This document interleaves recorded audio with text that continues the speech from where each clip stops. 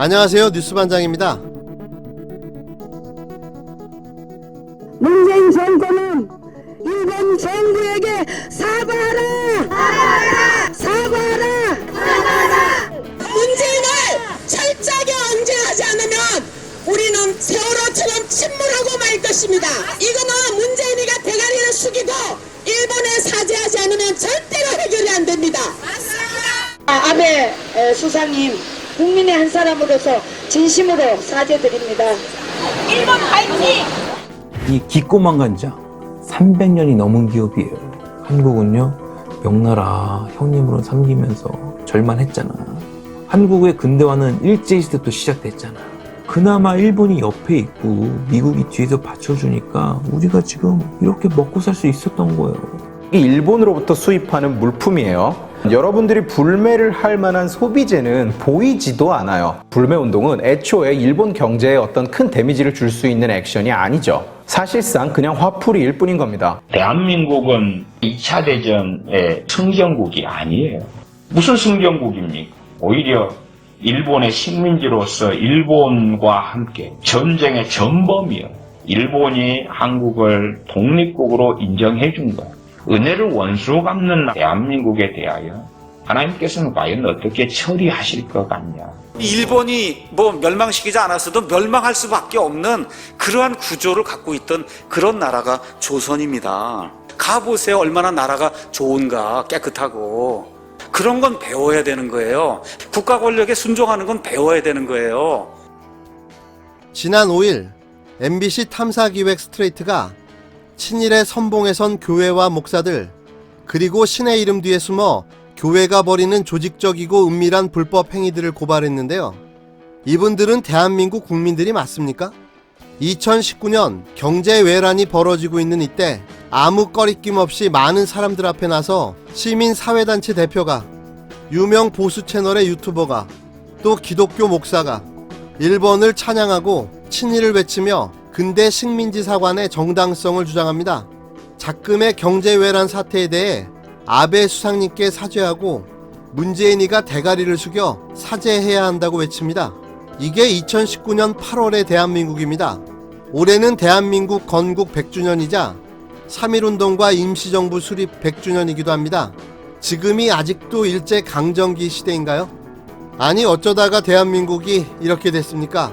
미치지 않고서 이게 가능한 일입니까? 독립된 나라, 지금 대한민국에서 친일의 망령이 살아나고 있습니다. 일본의 수출 규제 조치에 항의하는 일본 제품에 대한 시민 불매 운동이 한 달 넘게 이어지고 있는 가운데 대표적인 보수단체 엄마부대 봉사단이 일본 아베 신조 총리의 사죄를 한 것으로 드러나 큰 파문이 일고 있습니다. MBC에 따르면 지난 1일 엄마부대 회원들은 주한 일본 대사관 앞에서 기자회견을 열었는데요. 이날 한 엄마부대 회원은 문재인을 철저하게 응징하지 않으면 우리는 세월호처럼 침몰하고 말 것이다 라며 문재인이 머리를 숙이고 일본에 사죄하지 않으면 해결되지 않는다고 주장했습니다. 엄마부대 대표로 잘 알려진 주옥순 씨는 아베 총리에게 진심 어린 사죄를 하기도 했는데요.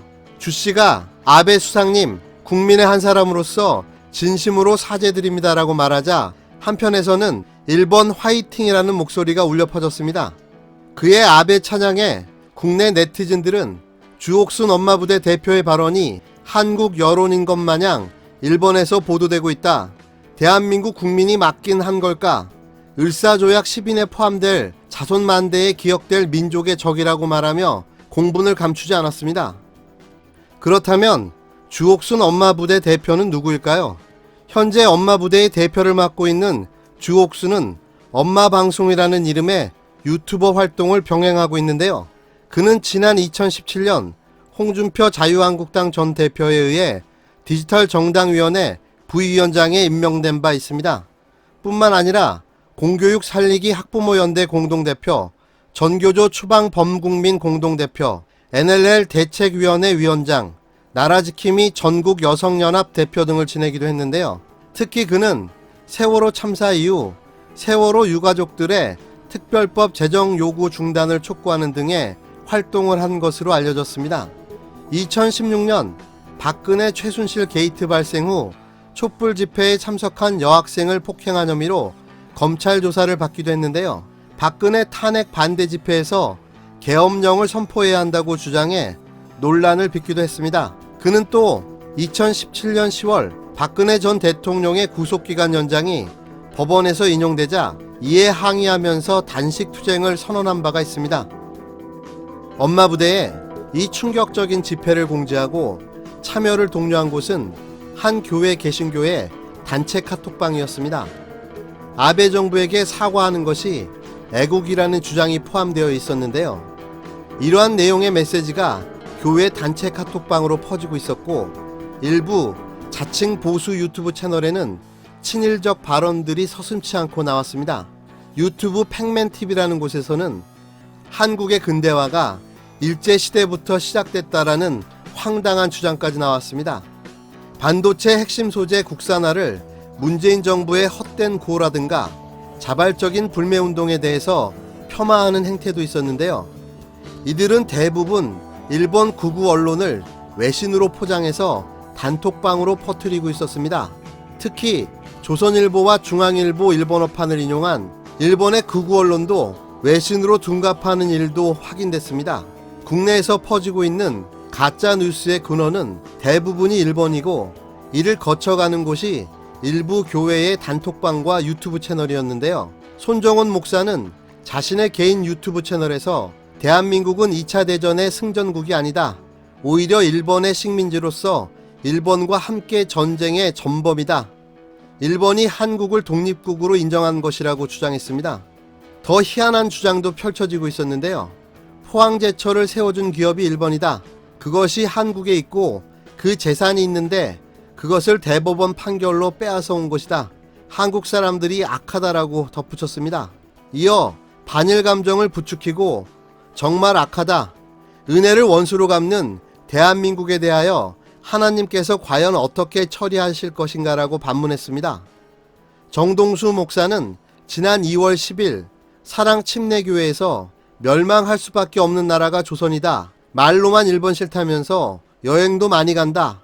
일본을 가보면 정말 깨끗하다. 국가 권력에 순종하는 거는 배워야 한다고도 말했는데요. 그는 일본을 이용해서 공산주의를 차단해야 한다고도 주장했습니다. 투표할 때 좌파 사회주의, 공산주의자를 뽑으면 안 된다고도 주장했는데요. 광복 100주년이 지난 지금도 남아있는 친일의 잔재들, 당시 제대로 청산하지 못한 탓입니다. 이번에 하늘이 준 천금 같은 기회, 제대로 청산해서 두 번 다시 이런 친일 세력들의 개소리를 듣지 않게 되기를 간절히 빌어봅니다.